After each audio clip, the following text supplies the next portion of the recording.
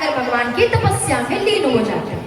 अब राजा भरत भी वृद्ध हो चुके थे, अपने पुत्रों का राज्याभिषेक किया, अपने बेटों को राजा बनाया है और घर द्वार महल अटारी परिवार संसार सबका त्याग करके भरत जी जंगल आ गए। जंगल के बीचों बीच कुटिया बनाते हैं और उसी झोपड़ी में उसी कुटिया में रहकर प्रतिदिन भगवान की सेवा किया करते, तपस्या किया करते। एक रोज जब भरत जी नदी स्नान करने गए, भरत जी एक दृश्य देखते हैं।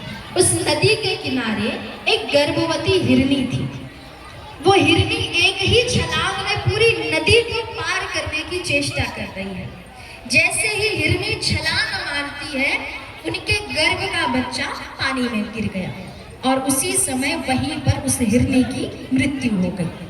भरत जी तुरंत उस हिरण के बच्चे को अपने गोद में उठा लेते हैं, क्योंकि कोई भी अच्छा व्यक्ति जिसके अंदर इंसानियत हो, वो अपने सामने किसी भी जीव जंतु किसी को मरता नहीं देख सकता। भरत जी तुरंत उस हिरण के बच्चे को उठा लेते हैं, प्रेम से अपने झोपड़ी में लेकर आए और उस हिरण की सेवा करने लगे, उस हिरण की, उस मृग बालक की सेवा करने लगे।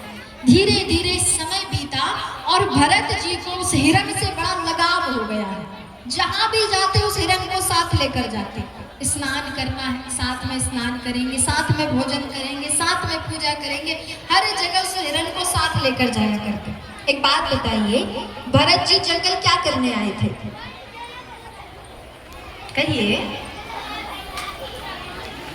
कथा आप ही सुन रहे हैं ना, उत्तर दीजिए। आपस में इतनी धीरे धीरे बोलते हैं ना, आपकी मेरे कानों तक आवाज ही नहीं पहुंचे। इतनी शांति है फिर भी आवाज नहीं आ रही। कहिए, भरत जी क्या करने आए थे?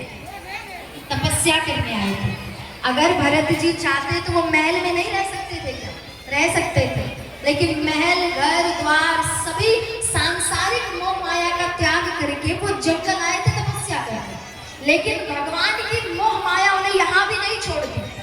वो एक हिरण के मोह में पड़ गए हैं, यानी हिरण से इतना लगाव हो गया है कि अब हर जगह उस हिरण को साथ लेकर जा रहे हैं। पूजा करने भी बैठ रहे हैं तो मन में वो हिरण ही चल रहा है, तपस्या में भी ध्यान नहीं लग रहा, ध्यान उस हिरण पर लगा है।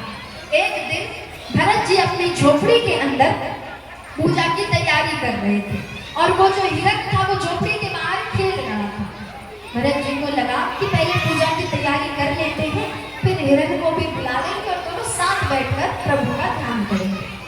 भरत जी अंदर तैयारी कर रहे थे, वो हिरण बाहर खेल रहा था। उसी समय कुछ हिरणों का समूह, यानी कुछ हिरण का झुंड उस रास्ते से गुजरा।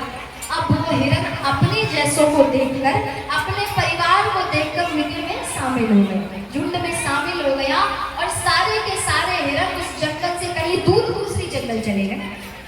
इधर भरत जी की तैयारी पूरी हुई, झोपड़ी से बाहर आए हैं, हिरण को ढूंढ रहे हैं चारों ओर, हिरण कहीं नहीं मिलता।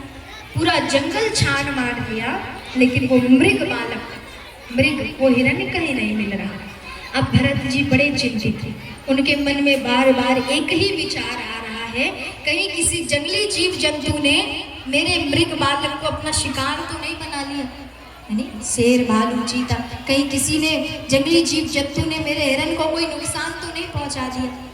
हिरण तो चला गया, लेकिन भरत जी उसके मोह में इस प्रकार से पड़ गए थे कि उसे भूल नहीं पा रहे।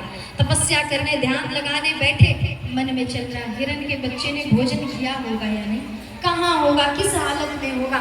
24 घंटे हिरण के बारे में ही सोचते रहे। धीरे धीरे समय बीता और अब भरत जी की